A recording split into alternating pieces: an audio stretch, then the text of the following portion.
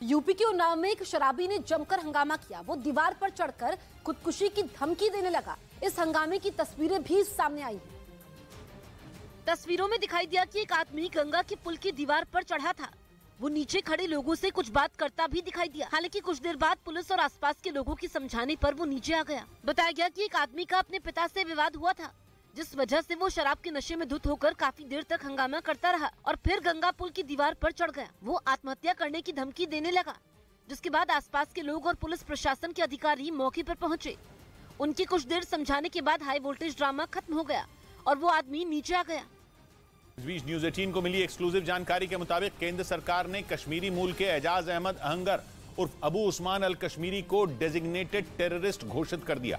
श्रीनगर का रहने वाला अबू उस्मान जम्मू कश्मीर में आतंकी संगठन आईएसआईएस का सबसे बड़ा रिक्रूटर है और न्यूज 18 को मिली एक्सक्लूसिव जानकारी के मुताबिक इसे कश्मीर इस स्मार्टफोन के युग में भी ये फोटो स्टूडियो बना के साल में 30 लाख कमा रहे हैं।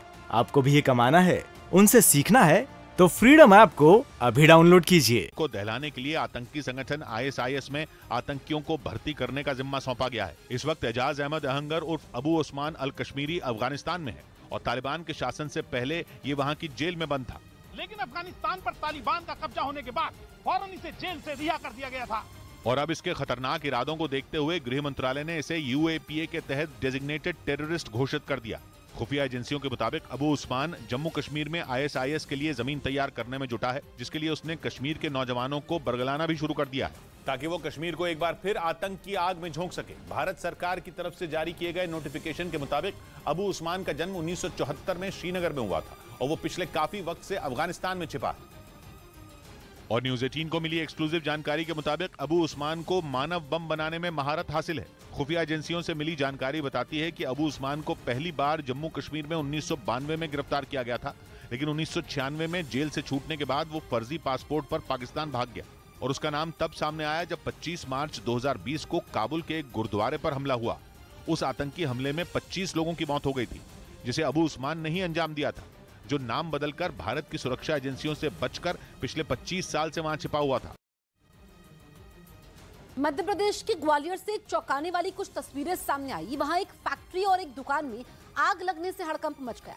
आग इतनी भीषण थी कि उसे बुझाने के लिए बुलाई गई दमकल की टीम के पसीने छूट गए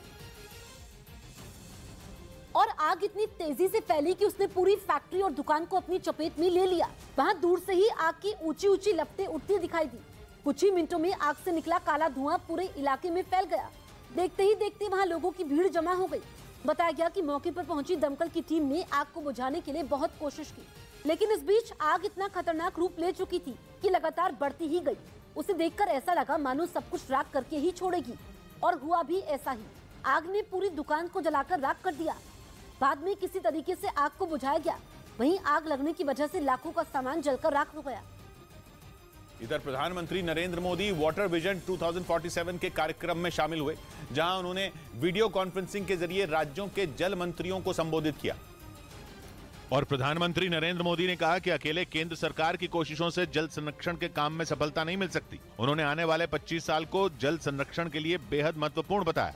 अगले 25 वर्षों की अमृत यात्रा का एक महत्वपूर्ण आयाम है। पीएम ने सभी सरकारों से जल संरक्षण के लक्ष्य तक पहुंचने के लिए उन्हें एक सिस्टम की तरह काम करने की भी सलाह दी।